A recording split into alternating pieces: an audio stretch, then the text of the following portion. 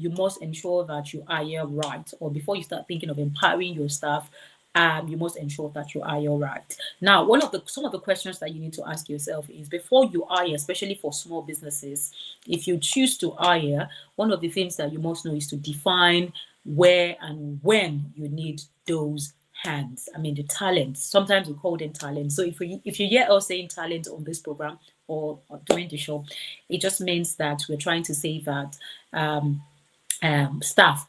I mean, talent, staff, they're all the same, or your teams, that they are all of the same. So as a small business just launching out, or as a new business, or as a medium business, or whatever stage that your business is, make sure that you have the right hand. So I'm taking you back to what I said, some minutes ago, if not some second rather. Yeah, some second ago, that when you're hiring, try as much as possible to define the roles that you want, right? It's very important that you define the role. How many people do you need on your team, right? What are they going to do, right? When there's clarity in, when there's clarity, getting the right hand is easy, right? I think that's perfect, yes. So when there's clarity, hiring the right person is simple, right? Take for instance, you have a small business that you just launched out, let's say an e-commerce business, and the business is growing and gets to a stage where you need support. So the first thing you need to define is where do I need the support, right? And what do I need the person to do? So if you define the roles properly, it is easy to get a person to fill that position, and there's no confusion, right? So starting up is try as much as possible to get your hiring right, so that you can be able to move to the next level of empowering your staff, training your staff, giving them the necessary equipment or the necessary tools that they need to get the work done. Then another second thing, this is just a foundation, like I said, before we have the guest speaker come on, this is just a foundation, me trying to just expose you to some of the foundation knowledge, and of course, based on my expertise, right? I have been privileged to, work with a lot of business owners. I've been privileged to work with a lot of executives, a lot of professionals from different fields, and I am speaking from experience. Olanrewaju Balogun will be coming up to speak on both the theoretical part of it and also his experience as a manager as well, leading teams, right? So going back to what I said again, that as soon as you define your roles, you have clarity, you hire the right people, try as much as possible to have we call it, sometimes you can call it a brochure, or sometimes you can call it a manual that has what your organization stands for, right? I think it's very important that everybody have a manual that details what you stand for, that details your mission, that details your goals, that details your aspiration, your objective as a business, right? Usually people would overlook these things, but if you don't have all of these things spelled out, sometimes it can be very confusing for staff to work with, or for staff to really understand what the brands represent. Now, think about this scenario where you have staff, or where you have somebody who had worked for, let's say, a competitor, right, come into your organization as and wants to work with you, okay, and then they're coming into that organization to work with you because they have another knowledge from where they are coming from. I mean, from the organization they've worked with, they are coming into your business with that same idea, but you have another mission. Yes, they are competitors who does the same service or offer the same product or services like yourself, but that does not mean that you have or share the same goals, right? So it's therefore important that even though you're accommodating them from other brands or competitive brands, you also try as much as possible to buy them into the mission and the goals of your business. Because until when they understand the mission and the goals of your business, then they'll be able to execute or implement whatever processes according to your goals and I mean, accordingly, yes. Let me use the word accordingly, right? So these are some of the foundation that you need to know about businesses. Okay. So another thing is, as soon as you get them on board, try as much as possible. Okay, it's good. We're having a speaker coming in. So he's going to join us in 1 minute. I'm going to prep the stage so that he joins us. So again, if you have questions of any sort or at any point, please try as much as possible to leave questions for us. I know that some of you are joining us from LinkedIn, from Facebook, from Instagram, and this is StreamYard. So leave your questions with us if you have questions, and we'll be more than happy to take your questions. All right. So I'm going to take off myself. So hi, Olanrewaju Balogun. Hi, it's nice to have you here. It's nice to have you too. Okay. All right. So actually I wanted to talk about you. I wanted to talk about your portfolio, but I'll give you the platform to talk about your portfolio. So Olanrewaju Balogun, I know you have the BA, you have the MA, you have the MSc, you have the MBA, you have the FHEA, and all of the old certifications and stuff. But let me leave you to it. Please, can you introduce yourself and let the audience know who Olanrewaju Balogun is? Yeah, hello everyone. I'll make it very simple. My name is Olanrewaju Balogun, but I like to be addressed as Ola. I'm a founder of business of Home of Versus Limited. Is an organization that seeks to use performing arts as a tool to helping young people with issue of autism and dementia. I'm also a lecturer with a couple of institutions in the UK and also in Europe. I've been in business management for the past 5 years, and I've been training people on how to start from the fresh. I believe that I'm mostly concerned about helping people to change their mind about having to have a growth mindset. There's a lot more about me, but time will not permit to say. But let's keep it short so I can go straight into what I want to do today. All right, no worries then. So, Olanrewaju Balogun, you have the floor. So please, you can take on. So I'll step aside for a minute, taking questions, and I'll let you know once the questions comes in. So over to you. Thank you. All right, thank you very much, everyone that is listening. Once again, my name is Ola, and today we will talk about the inspirational leader, unlocking human potential, not just giving instruction. So I know many of us must have worked in one or two organizations where we have seen people who manages people well, and we've also seen situations where there's an inch to human management in some organization, and this really has a lot of impact on the organization and also contributes to whether people stay longer in an organization or they tend to leave the organization faster than expected. Can we go on to the next slide? Okay, fantastic. So let's talk about the core of the problem, right? The core of the problem.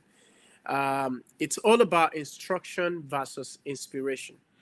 And if you look at the picture currently showing on your screen, you will see that we have a boss sitting and relaxing while he gives instructions to the workers to keep working and keep driving the organization. And you can see the whole lot of stress that is on the employees while the boss is chilling, right? So I believe that some of you are familiar with this kind of management style. It's a management style that gives instruction, and you always hear, do this, follow this, go this way. And then versus the other one where you could see the leader actually leading the exercise of the project that they have in hand.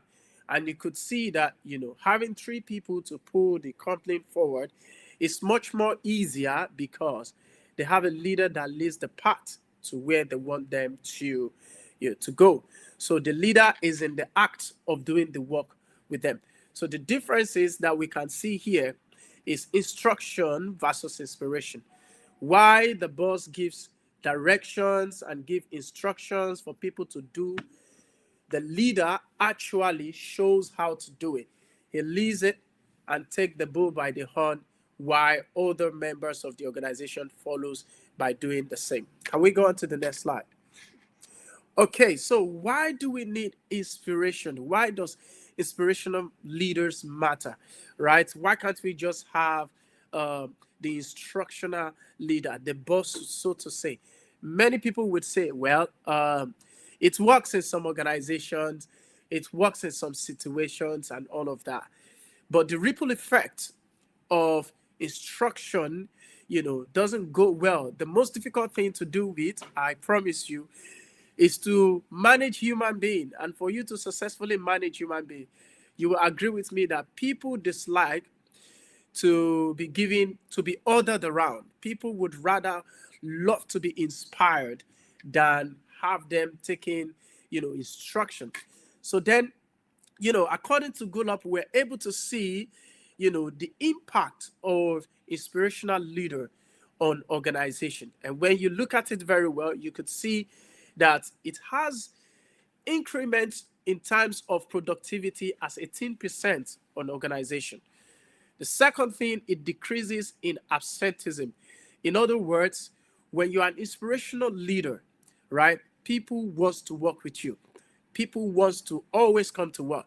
There's this vibe and there's, agility to always come to work because it's in an exciting place where they can see the leader leading the action and everybody is following suit because it's not just giving instruction. Also, we have what we call lower turnover rate, and we have fewer safety accidents, jumps in customer loyalty. We can't but mention the fact that inspirational leadership style helps to make people work effectively and efficiently. And then when we see that what really happens when employees are engaged, there's a level of commitment, right? There's a level of commitment that your workers give to the tasks that you've set aside for them. So now look at it, whether you are there as a manager or you're not there as a manager. If you use the influential system, you realize that you have set the goal in the mind of everyone in your working place, in your working organizations, right? And so whether you are there or not, there is no issue of what we call eye service. So you know that eye service is when they see you, they just want to act as if they are working, but then when you are no longer there, people just do whatever they like. We've seen this couple of times, many times. I've worked with very big organizations, and I can tell you that I have seen a lot, and I'm sure that most of you must have seen as well. The employee also becomes ambassador. When people are led by inspirational leaders, you see that the employee talks about the organization. They are so proud to talk about their organization, what they do, and it's so in a return for that organization, the organization gains more popularity, more recognition, and more reputation, and more people would love to work for such organization. Like mentioning an organization like IBM and the culture of their inspirational leadership and transformational leadership system, you will see that a lot of people wants to work for such an organization, not just because of the pay, but because of the cultural value that they sustain within that organization. It also helps to promote and support strategies, company strategies, and brand. So in that way, you see that every person that works in that organization is proud to go around with certain prestige to maintain the brand of that organization, whether they are at work or outside the office. If of course they are not working from home like we have currently, that a lot of things are changing, that people have the ability to work from home. Can we move on to the next slide, please? Okay, so now the foundation, right? The leader's mindset shift. Many organizations have started with, let me say, the boss idea, the boss mindset, giving the instruction, go do this, and people get it done. You don't do it, you get punished for it. You do it, you get a reward. Like we call the transactional leadership system, right? But over the years and over time, many organizations that have been able to sustain their businesses from one decade to the other have realized that they cannot afford to be rigid with the leadership style. And so in that sense, we can see the shift of boss into a coach and a gardener. So let's look at it. A gardener is somebody that, see to the gardens and make sure everything is fine and all of that, make it beautiful, So a coach is similar in that instance as well. A coach is somebody that puts people through the activities and things they ought to do, So they don't just go around giving the instruction. They carry out the instruction to see, for the employee to see exactly how to do it. People are better motivated to do things when you show them and you get yourself involved as a manager or peradventure as a leader of your organization. Also, we go from fixing weaknesses to cultivating strength, right? You will see in some organizations, many leaders are keen to always seeing the problem. Generally, we human beings, we are keen to always seeing the problem than seeing the good side. When somebody has been good for so many years, if the person makes a single mistake, we are so quick to point out that, oh, this is an error. Oh, this is this is that. So for a progressive leader with the right mindset, with a shift mindset, right?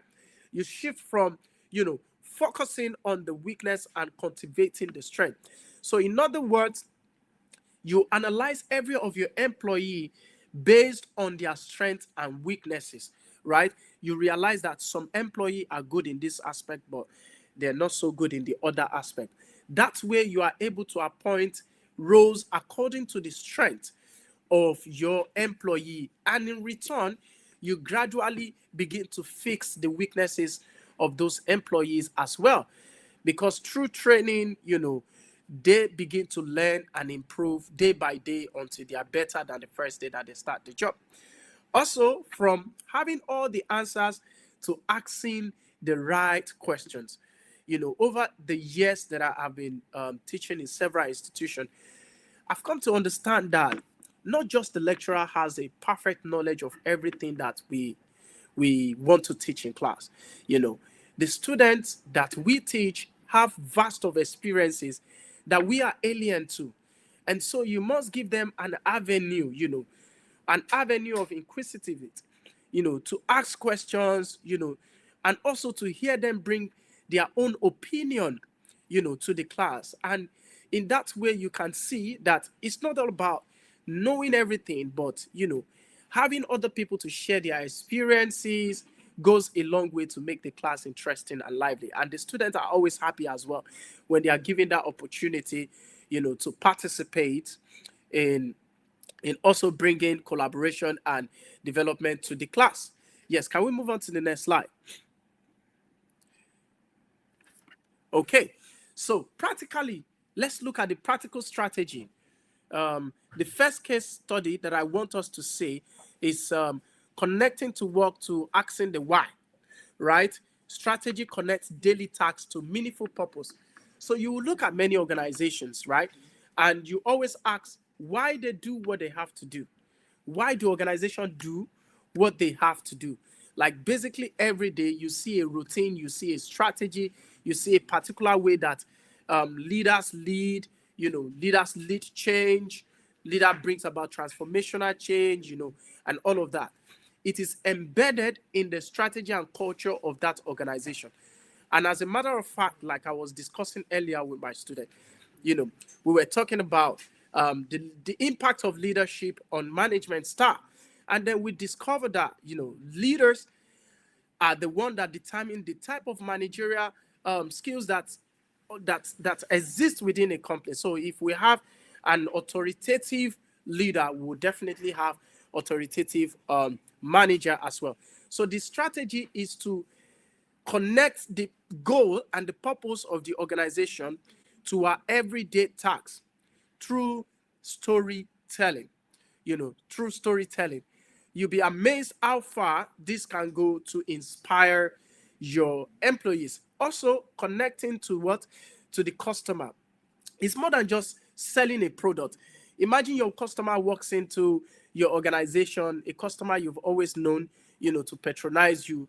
And on that day, you notice that the mood of your customer is quite different from the normal, right? What is expected of you as a representative of that organization is to take a step forward by asking, oh, excuse me, ma, I noticed that you're not looking so well today. I hope everything is fine. I hope you're good. That goes a long way to show that you are not just caring about the transaction. You care about the well-being of your customer. And that way, that can create a greater bond within them. Also, reinforcing what we call the mission of the organization. It is very, very important to constantly reinforce the mission of the organization, because over time we get to employ different people, right? And it is easy for people to disconnect from the goals and objectives of the organization. And when that happens, you begin to see the organization heading in the opposite direction that the leaders and managers of that organization must have planned. So it becomes very, very important for us to do what?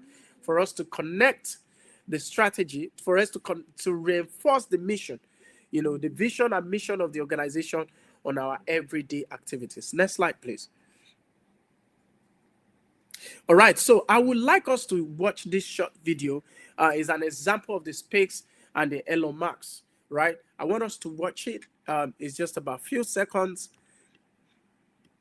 Can you help me play it over there?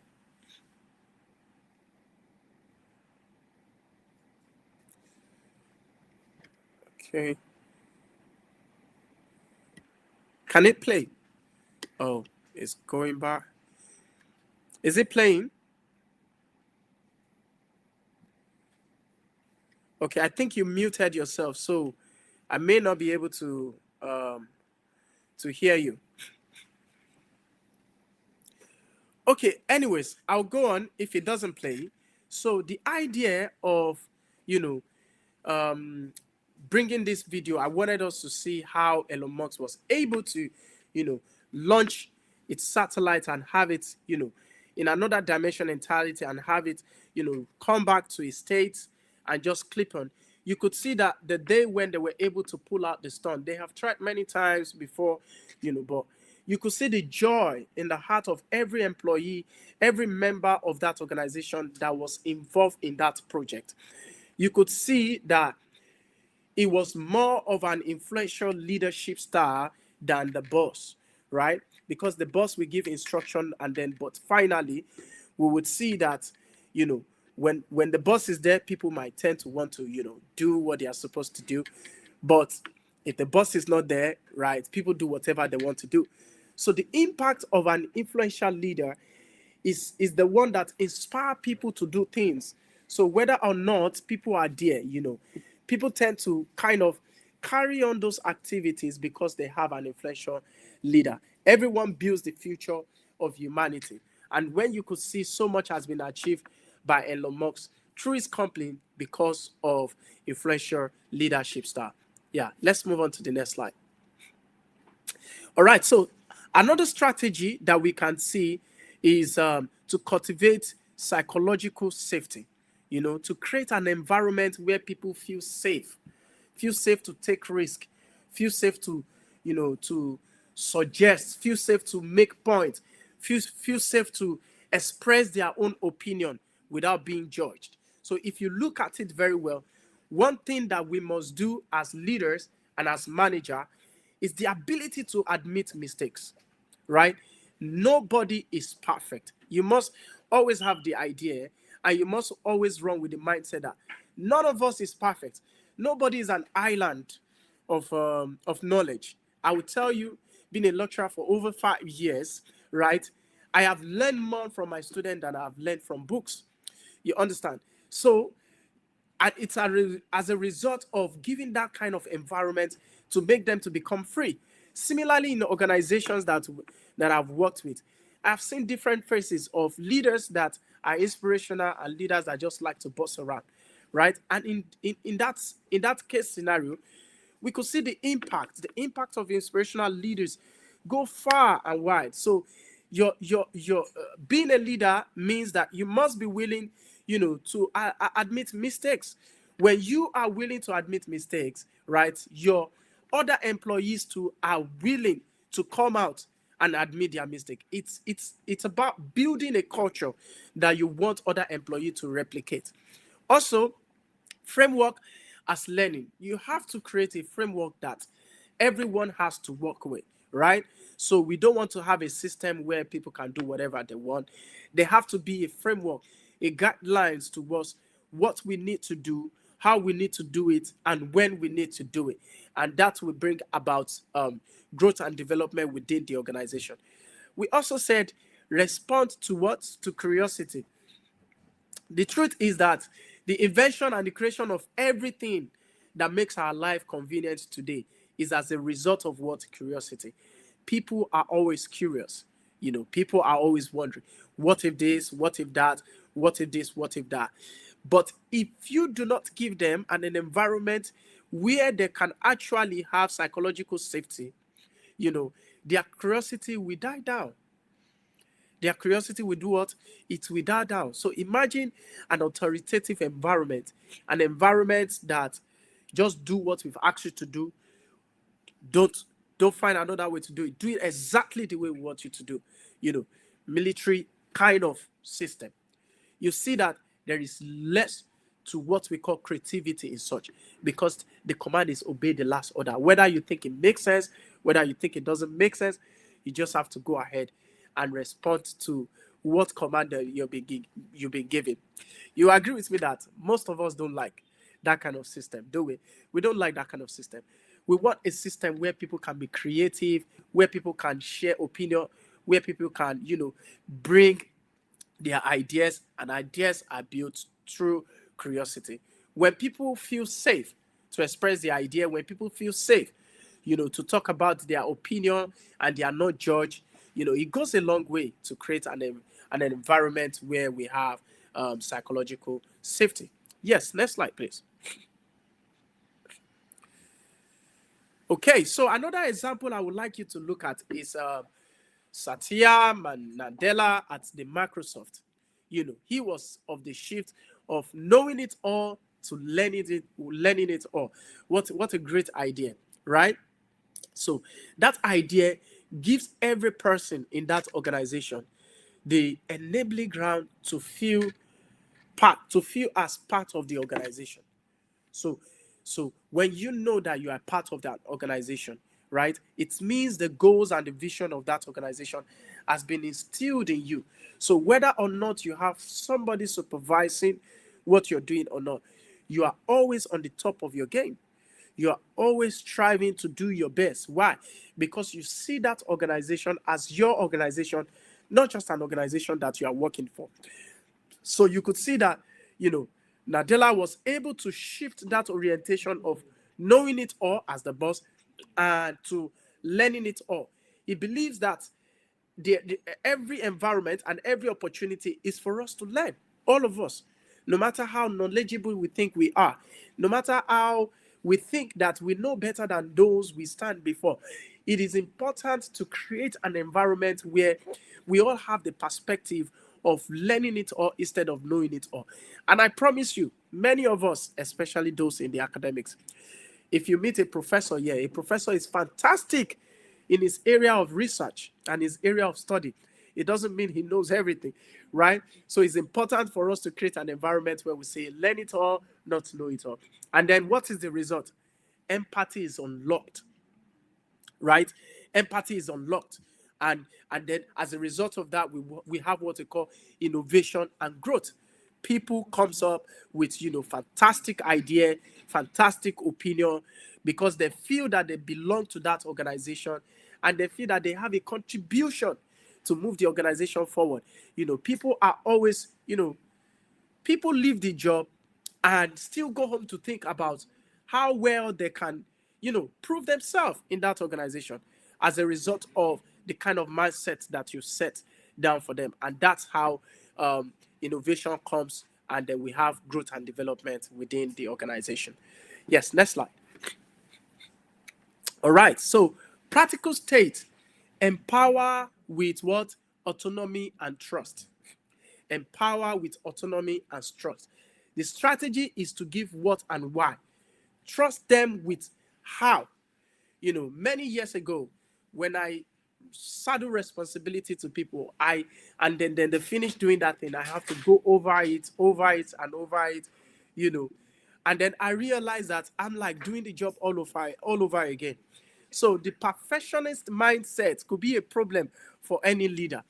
So when you bring people into your team or into your SME business or into your organization, you must also understand that, the process of their recruitment has shown that they can do the job.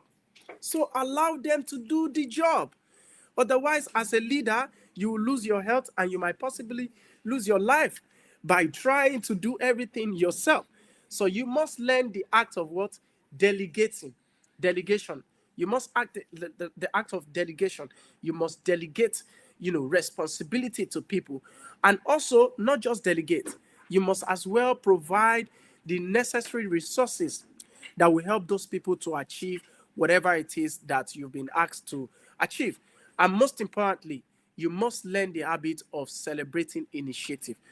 Because when you give tasks to people and they do it well, right, you should appreciate them. As much as if you will complain if they don't do it well, you should appreciate them. And that is very, very important. To the next slide.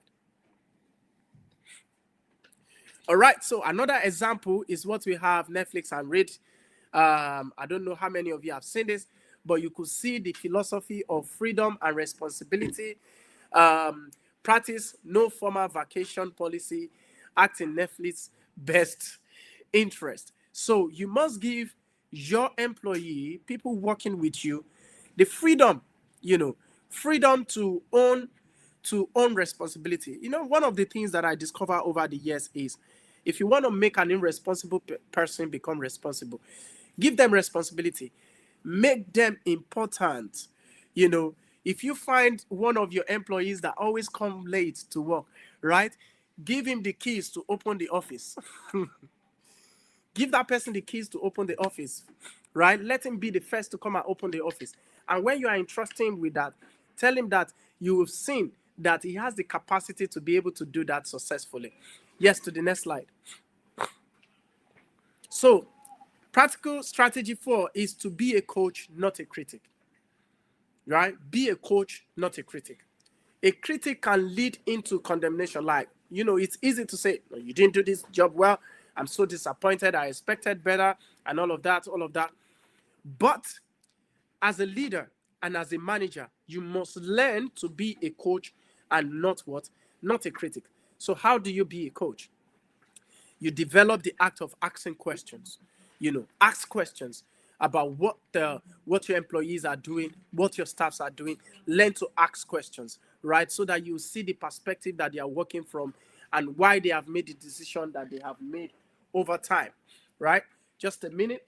Because I'm still in class, so I'm going to give my student the chance to sign out. Just a minute, please. Okay, so quietly, you can sign up. And just look at your number when you're signing up. Okay. All right. Thank you very much. So you must what? You must be able to ask questions. And when you ask questions, you must also give feedback. It is important for us to give feedback to our employees, because that feedback helps them to be better, right? And then importantly, you invest in their growth. What do we mean by investing in their growth? Give them opportunity for trainings, send them on trainings, give them some opportunity to go learn some courses to improve their skills, because on the long run, they will bring the benefit of those things that they have learned to the organization, and it will move the organization forward. Next slide, please. All right, I would have loved us to watch this video if it's gonna play. Could you please try to click it and let's see if it plays? No. Go back. Yeah, this is a video. It's supposed to play.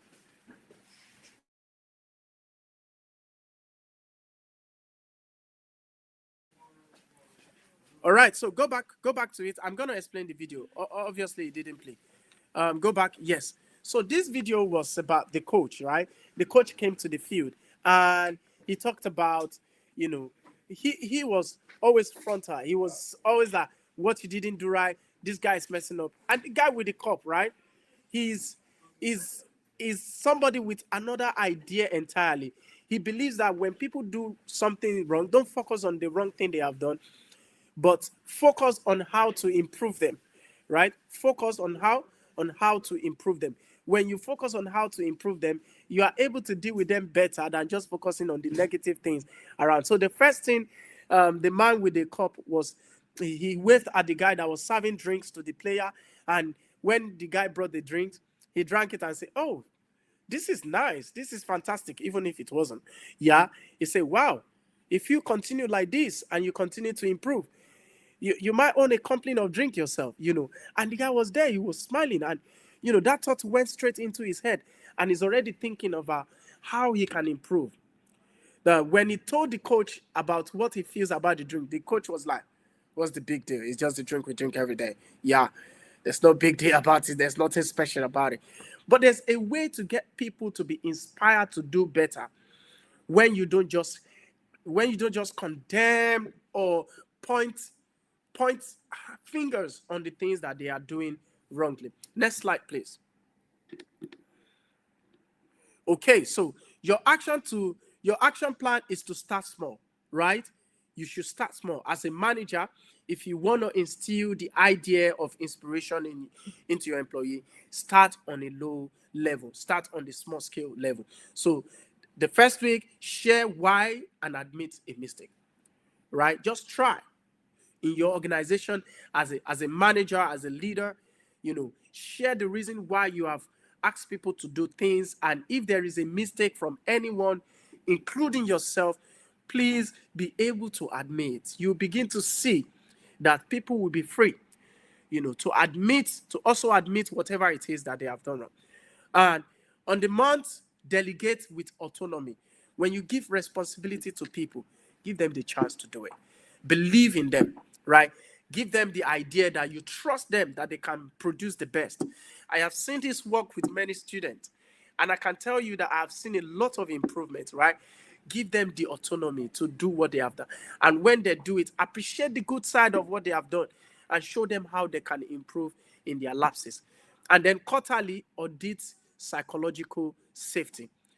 Ensure that you are giving the right environment for people to freely express their opinions, express their ideas, bring about what they feel, and that will go a long way to changing your orientation and your perspective as a manager or a leader within an organization. And I think the next slide will be, so it's a recap of everything we talked about. Shift mindset, yeah, from rigid to flexibility, you know, from rigid to growth mindset, connect to purpose, create a safety environment for people to feel free to be able to express themselves, also grant autonomy, you know, coach for growth, coach with the aim that you want people to be better, not just for your organization alone, but also as individuals, coach them to be better in a way that they can use the skills that they learn to also improve their lives, right? And most of all, you know, you have to lay a legacy, right? You have the potential to unlock that legacy, and people would always appreciate you for that. And I think that should bring us to the end of this presentation. If you go to the next slide, if you have any question you want to quickly throw at me, I am more than happy to provide you answers.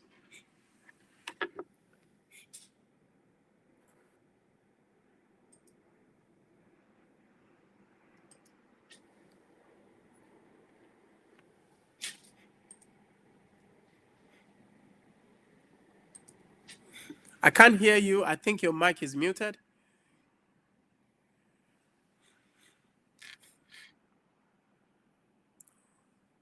Nah, I still cannot hear you. I don't know if it's only on my side, but I can't hear you yet.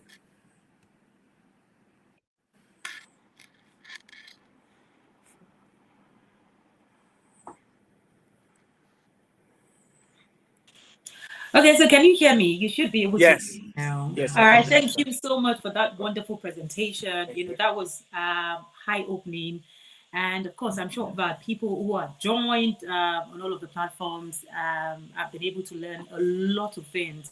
Even myself, I've been able to add more to some of the things that I already know. So I want to say thank you so much, Olanrewaju, for that wonderful presentation.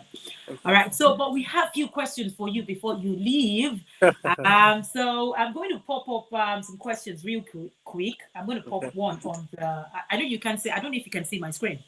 Right. Yes. There's a question from Vivian K. She has said that can we change a toxic working environment? Well, So what's your answer to that? okay, that depends on who you are, right? If you are a manager, yes, you can. But if you are an employee, maybe you can influence, right? But in most cases, based on my practical experience, it's almost important for an employee to change a toxic environment.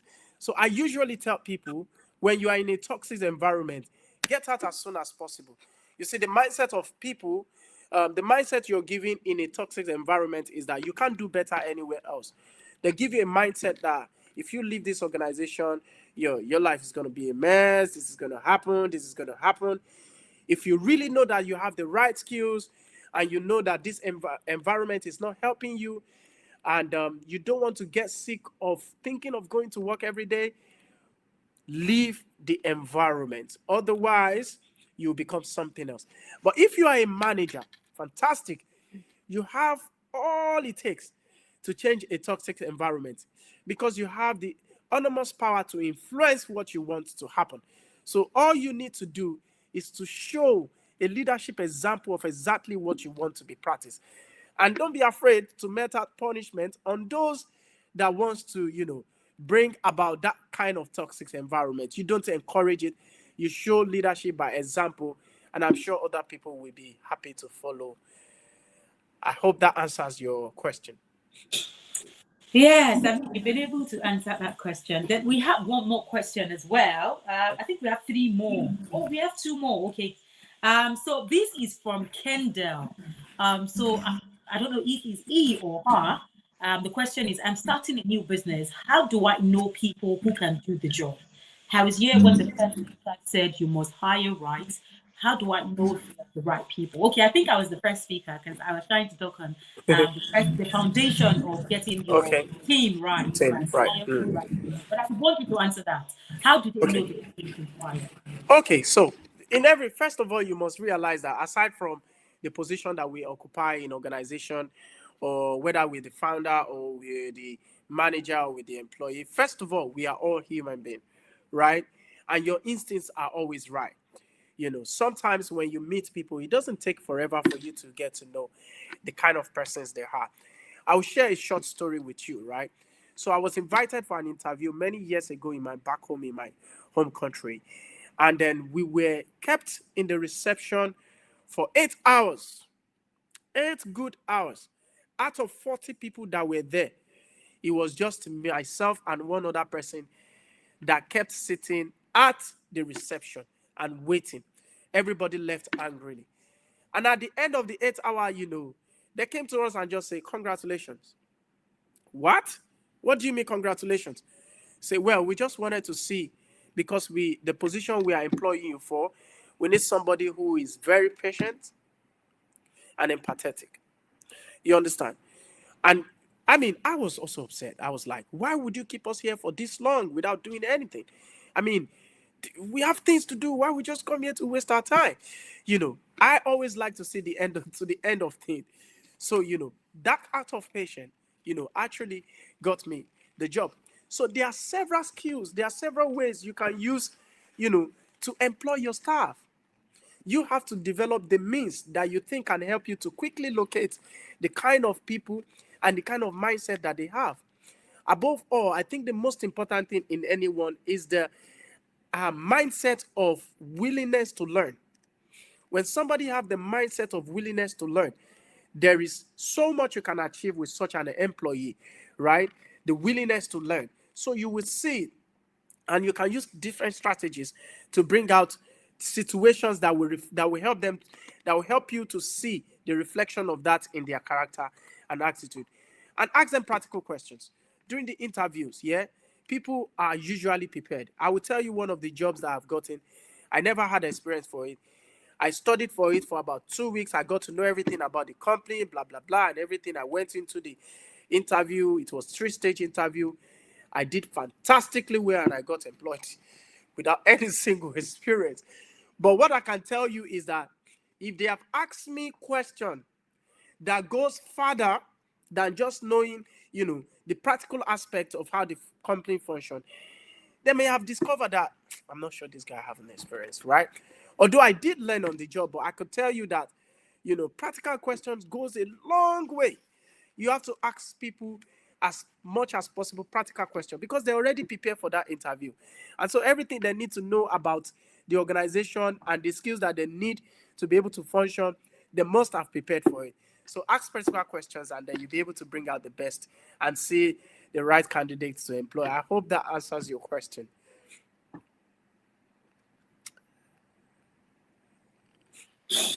Yes, it does answer the question. Thank you so much. There was another person called Peter Holmes. I don't know. I think he was also trying to contribute. Peter Holmes, thank you so much for sharing what you think. He said you can hire right if you understand your business and flow. You must look beyond your qualification and sweet talk and have a series of questions that, when answered, you're satisfied. If a business developer can, okay. So thank you so much, Peter Holmes, for sharing that with us. That was quite, it's an addition as well. Okay, so I think those are the questions that we have. Okay. Thank you so much again. I'm trying to just see through if there's any other questions. If there's any other questions. But no, those are the 3 questions. 2 questions and 1 comment. I think that's all we have for now. Oh, fantastic. Okay, so before you go, Olanrewaju Adebayo, can you give, because I know that we have new business owners on this call, because we've had a lot of entrepreneurs writing to us and say, okay, they will be part of this session. Okay, so can you tell us, some of the steps, especially when it comes to putting teams together, right teams together, right? I know that you've said a lot of things about how to lead the team right and how to do the right thing at the right time, getting them to achieve results. But what are the practical steps for them to follow, if there's any? Or first, like we've talked about, hire right, is that supposed to be like a training? Because some organizations, especially small businesses, do not really see the need to always train their staff. The staffs. As often as possible. So I want you to speak on that and also tell us how often do they need to train their staff? Okay, so I would say when you're starting up as a new business, right, commit yourself. There's always a beautiful thing about starting small and then growing over time, right? Even if you have the resources and the financial capability to employ so much people, don't do that at the beginning of your business. It is important that you as an individual, you see through certain challenges of the business yourself before bringing so much people on board. So you could start your business as much as with 2 staffs, right? And these 2 staff, you are able to sell the vision to them. Make sure there are people who believe in the vision of the organization that you are setting. This is what brings me to disintegrating between companies that are based on profits and companies that are based on making impact. I believe that organizations should set its goals on making impact, solving a problem, right? And so if you are so passionate about solving that problem, bring people of like minds that are interested, in contributing their skills into solving that problem that you see within the society. And that's where your company comes in from. So it is important that you sell your goals, you sell your ideas, and then you create an environment that you give a sense of belonging. As a manager, as a leader, avoid using the word I. It is important that you use we. In other words, you are instilling the idea that, look, this organization is ours. This business is ours, right? And so when you work with 3 people, right, you're self-inclusive, and you begin to grow, over time, you can begin to bring in new employee.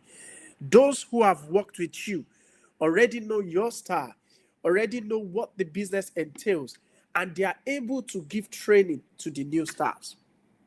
All right. So you don't have to go pay an organization to do the onboarding process, to do the training and all of that. It is good to start a business. It is good to own a business. But more importantly, it is fantastic when you start from the small scale level. When you do that, you learn over time. You are able to note the mistake and correct it before you begin to increase the number of your employees.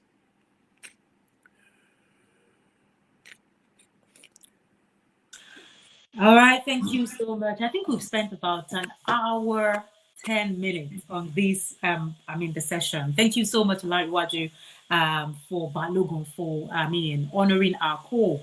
And again, I want to say thank you so much for all of those who have joined, joined the live session, and as well, those who have joined via any of the social media platform. I know we cannot capture all of your questions, right? But regardless, we just want to say thank you so much for joining.